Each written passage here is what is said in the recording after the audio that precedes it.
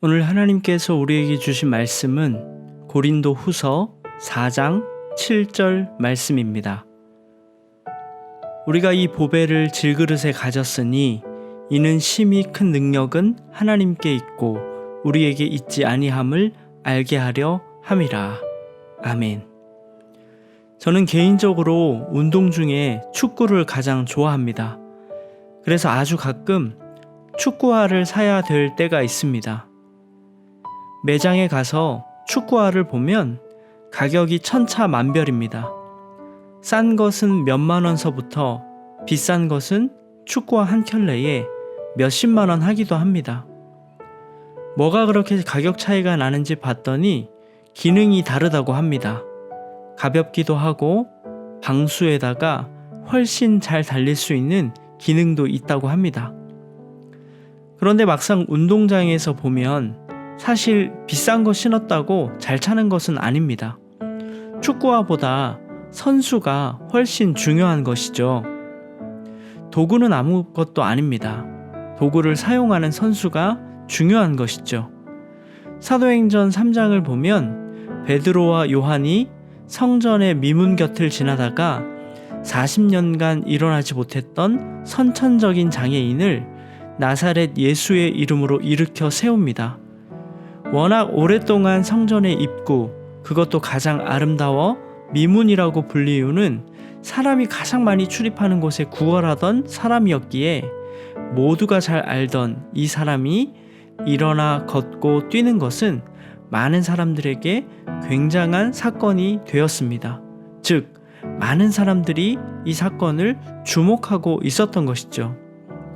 자연스레 사람들은 베드로와 요한을 주목하게 되었습니다.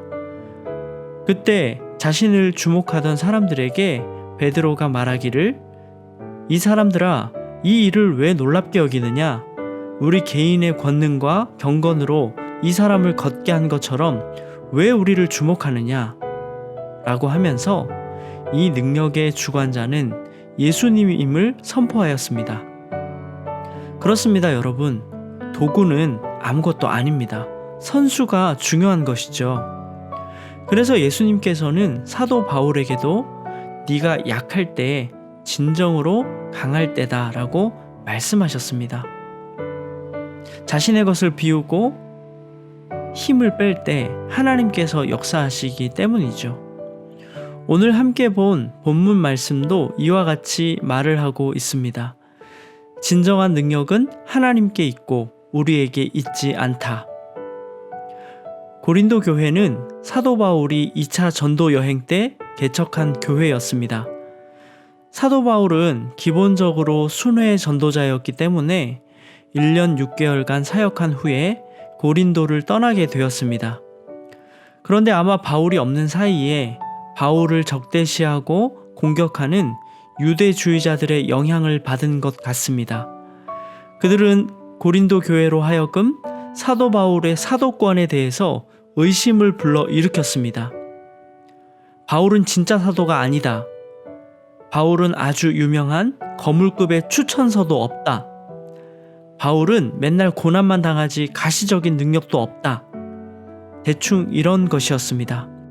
바울은 복음을 위해서 고린도에 사역할 때 브리스길라와 아굴라 부부와 함께 천막 제조를 하며 스스로 생활하며 자비랑 선교를 하였습니다. 아마 대적자들의 눈에는 처량하게 보였을지도 모르겠습니다. 더군다나 바울의 복음 여정을 보면 정말 고난의 연속이었습니다. 이 또한 대적자들에게 공격거리가 되었을 것입니다. 그러나 바울은 겉으로 자랑되어지는 거물급의 추천서 같은 것이나 화려한 언변이나 가시적인 능력이 진짜 사도의 시금석이 아니라 정직한 사역을 통해서 성도들이 내적으로 변화하고 있는가, 성도들의 내면에 하나님의 영광이 나타나는가 하는 것이 진정한 시금석이 될 것이라고 하였습니다. 자신의 겉모습과 능력에 대해 자랑을 일삼는 거짓 교사 무리들이 있었지만 바울은 우리는 약하디 약한 질그릇밖에 되지 않으며 진정한 능력은 하나님께 있음을 고린도 교회에 피력하고 있는 것이죠.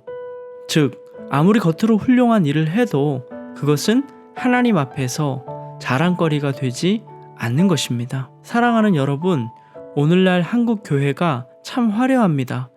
그리고 부유합니다.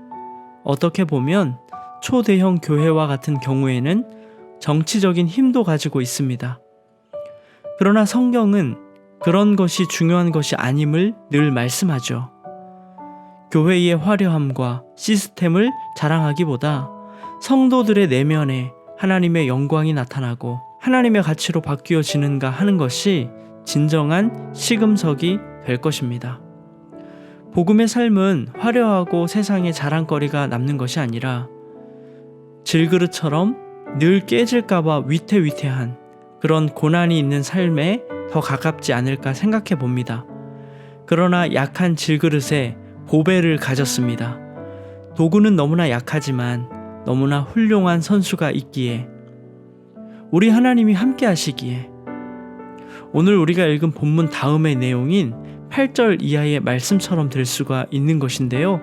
제가 8절부터 한번 읽어드리겠습니다.